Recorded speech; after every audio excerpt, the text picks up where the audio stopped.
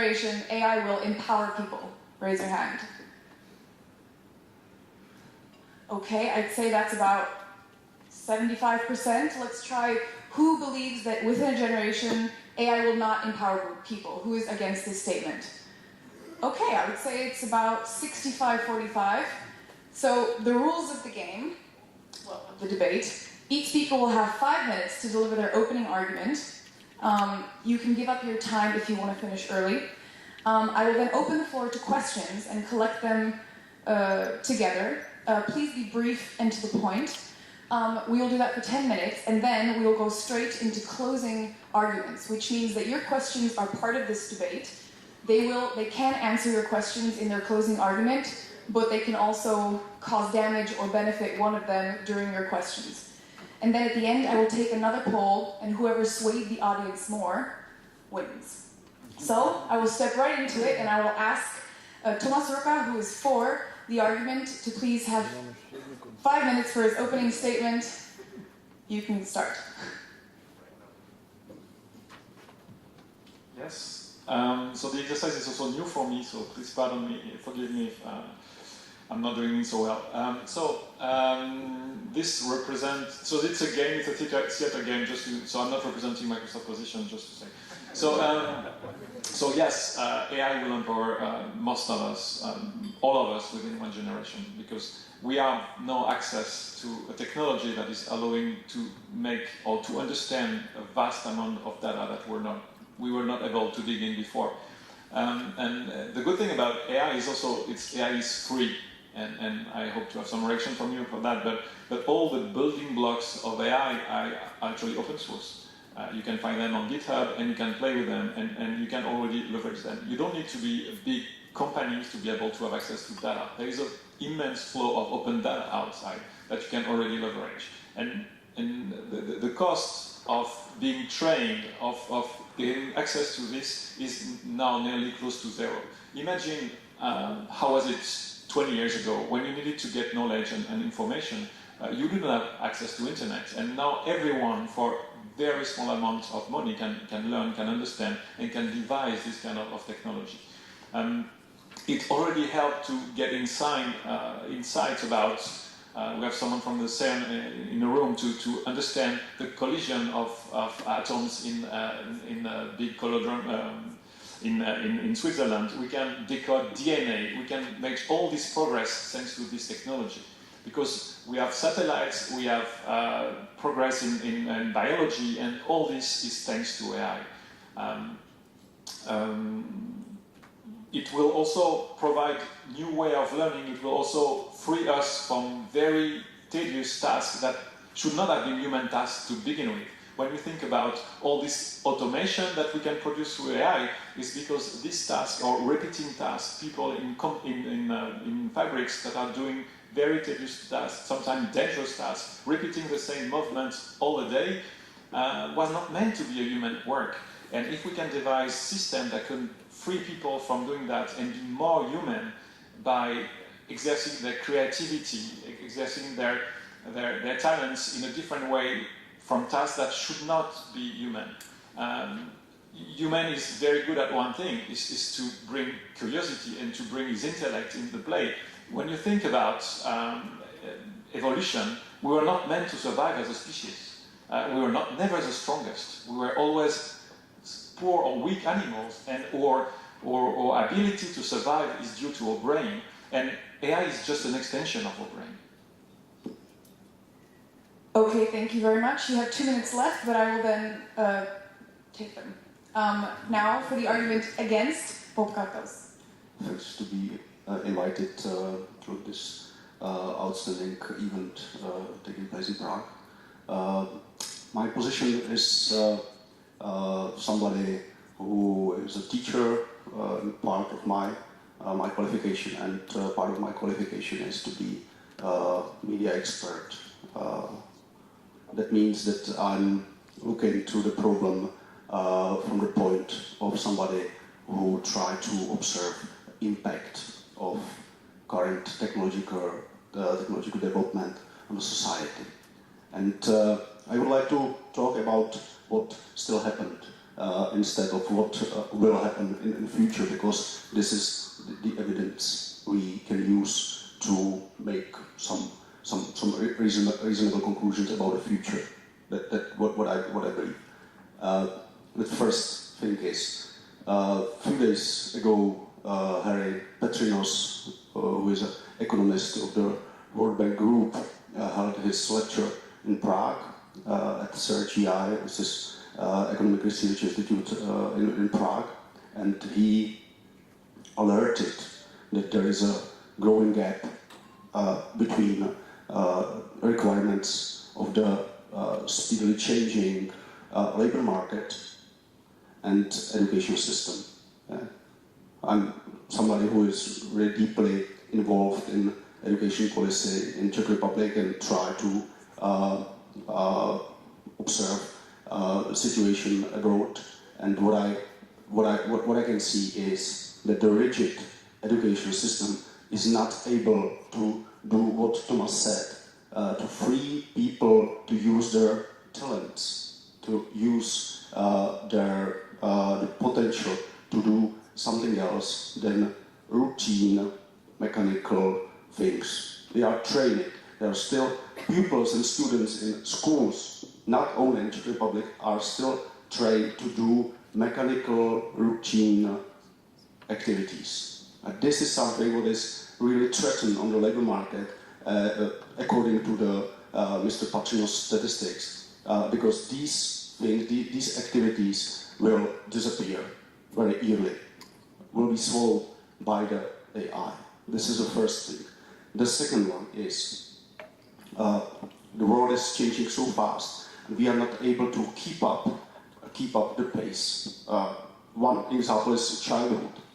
Childhood changed definitely and massively. Current children, they spend a lot of time in exposure to the screens. There is a very respected author, the German author Manfred Spitzer, who wrote the book which name is Digital Dementia. Digital dementia is about this endangering of young people who are exposed inappropriately to the screens, because their neural network will be suffered very early by the dementia. He forecasts that it will be mounting a problem with dementia around the average age of 50. The third problem is a lot of people, because the change is so fast, a lot of people, they are feeling alienated to the world around. I think if you come to the fake news, what it means, why the impact of the fake news is so huge, because a massive part of society is confused by the things which are happening so fast they are not able to adapt, and consequences are very clear. The populists govern us. This is a problem, and we don't know how to tackle this problem. And one problem is maybe the biggest one is Jeffrey Sachs, the economist, outstanding economist, globally renewed, proposed that we need to impose something like a tech tax to AI production. Instead, we are going to concentrate the money and the power in the hands of few people and destabilize all the global world. Thank you very much. Exactly 5 minutes. So, since Thomas, you gave up your 2 minutes, would you like a rebuttal, or should we go straight to the questions? I can take 2 minutes more. That's a good position, right? Yeah, when it comes to education, yeah, indeed, the current education system is not able to cope with the increasing complexity, because we switch from a world where where knowledge was distributed by teacher, by professor, where as a former teacher myself, I saw my students having access to iPod, internet within the classroom. So you're super careful with what you say as a teacher, because then everyone can have a look and say, hey, teacher, what you say is not reality.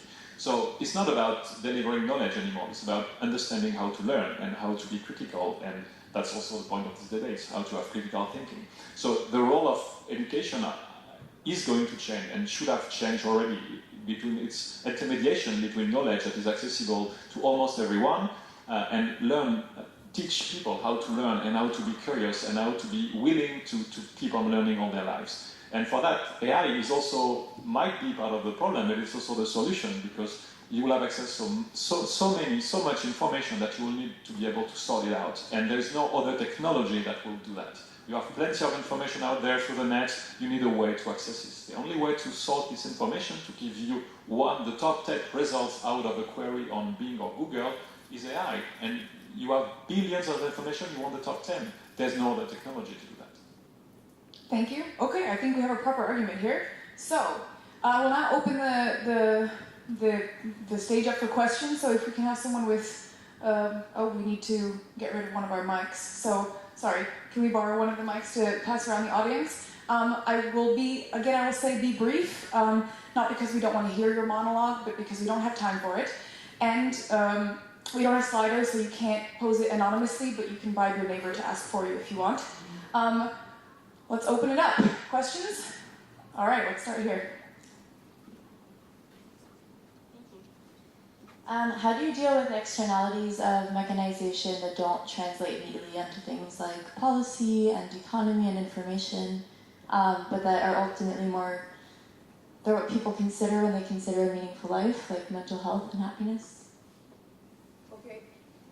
Thank you. We'll collect a few questions. Please introduce yourself and where you're from, please. And also, if you have if your question is directed at one of the two opponents, please state that. Ian?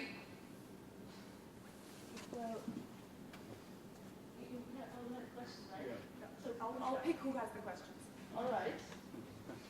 Sorry. I believe Thomas is being unrealistically optimistic about AI because it seems to me that it means greater power to technologically equipped, to the companies which own big data, and that big data is something you're not easily going to make available freely. So the proposition I would put is that rather than empowering citizens, what we will see is an asymmetry of power from which the ordinary citizen suffers. Thank you. Let's have some questions from the back. Gabriel, in the second row on the left. Hi, thanks. I'm Gabriela Swarovska from the Prague Civil Society Center. You both agreed on the key role of education. What would be the steps that actually education is not coping with the pace artificial intelligence is developing and influencing our lives? I would like to hear from both of you what steps you would do, being ministries of education, to do right now, because we know what needs to be reached, what is the ideal, but how to do it, what changes to introduce, especially in public education systems. Thank you. We'll have two more questions. Anybody at the back? Nope, too late. All right, one here.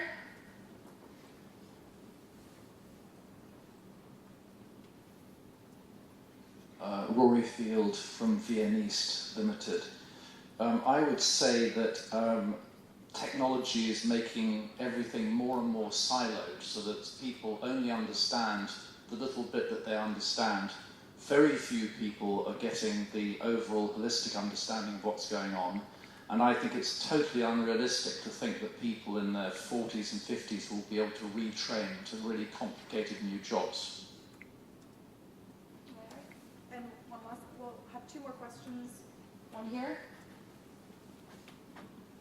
My name is Baird. I'm with the Redefine program. My question is for Tomas. You said that evidence that AI will be empowering is that there's a lot of publicly available data sets, but I think that the publicly available data sets are skewed towards the ones that are less valuable. And really valuable data sets, such as data sets that describe human behavior, are siloed with large tech companies and governments. So I'm just curious as to how you think those data sets, or really the value from those data sets, will be empowering to people.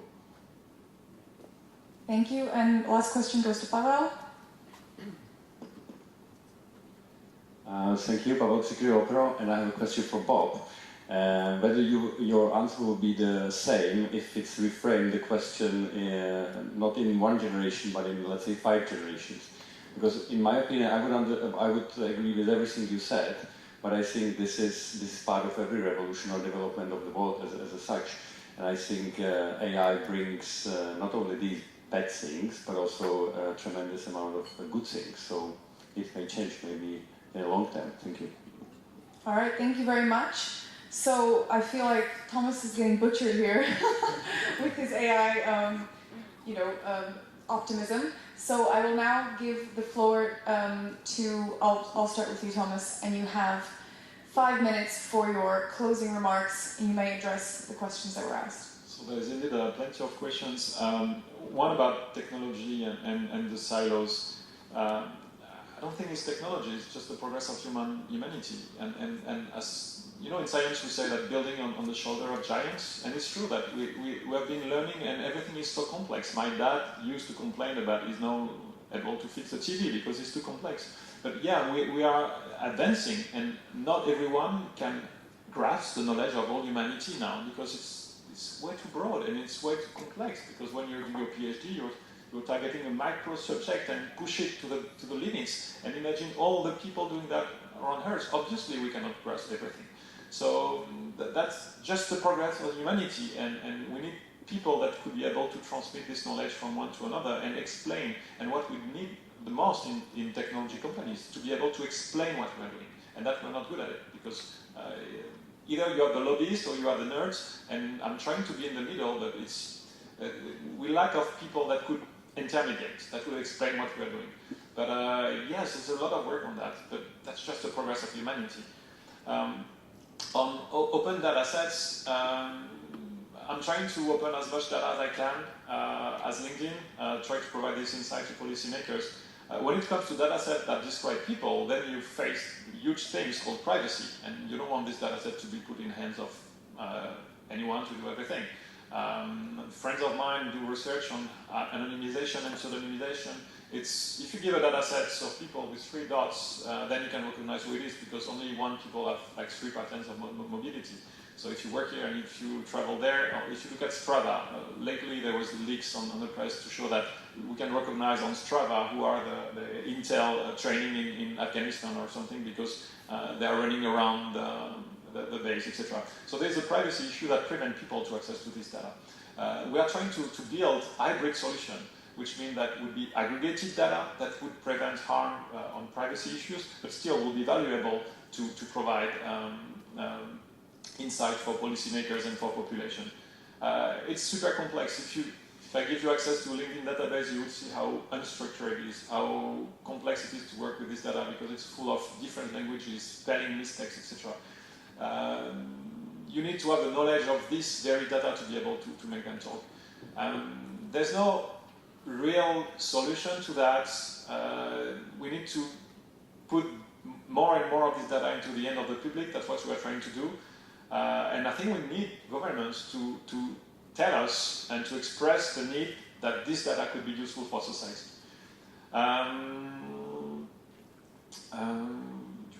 Reading the question, trying to pick up the one I prefer to answer.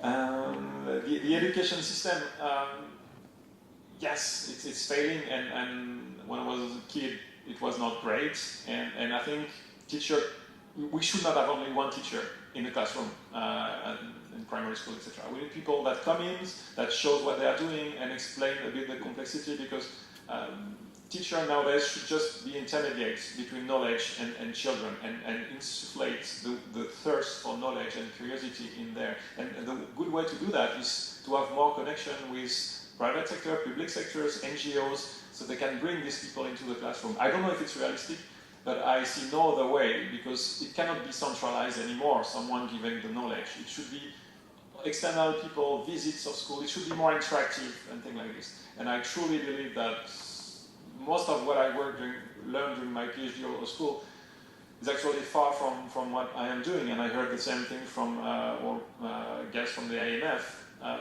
Lifelong learning and access to the web is a great evolution. I learned so much using lifelong learning, and I think that's not a good answer, but I think it's complementary to the education system. It's about 50 seconds. 50 seconds. 45. 45. Okay, no, I will leave the mic because it's not enough. You can have. Okay, I'll give you last closing statements at the end. All right, thank you very much, and for the against closing remarks, Bob. So, if I can react to Thomas, if I got it right, you think that we need to push forward the humanity. But what I can see now is a step back from the positions of the humanity, at least in rhetoric and practical steps of populistic politicians. We need to fight the humanity itself, the basic human rights, because of very big pressure from this side. And this is a problem which has been partly affected by the speed of the technological run, of the technological development. I absolutely agree with this remark. There's something like a mismatch between those who are in charge in terms of technological development and are in charge as rulers, as those who set up the rules of governors. These are two different groups of people, and there is a asymmetric speed of the change development. Regarding to questions to education, yes, I agree with Pavel that it's not a question of one generation. This is a question of longer period of development in future. But I would like to quote Max Planck. He said something like that: some paradigm is vivid. Some paradigm is valid until those who believe in it, they live. Yeah, that's a problem. We know that we have to change something in education, very fast and properly. But every change in educational system, which is institutionalized, depends on the human factor. And problem is, for example, in Czech Republic, the average age of teachers in the classrooms is almost 50 years. That's a big problem. Young people, at the same time, they are not interested enough to be teachers in future. That's the second problem. How you would like to reproduce or redesign the educational system if it depends on the human factor. But I have some very easy trick how to do it.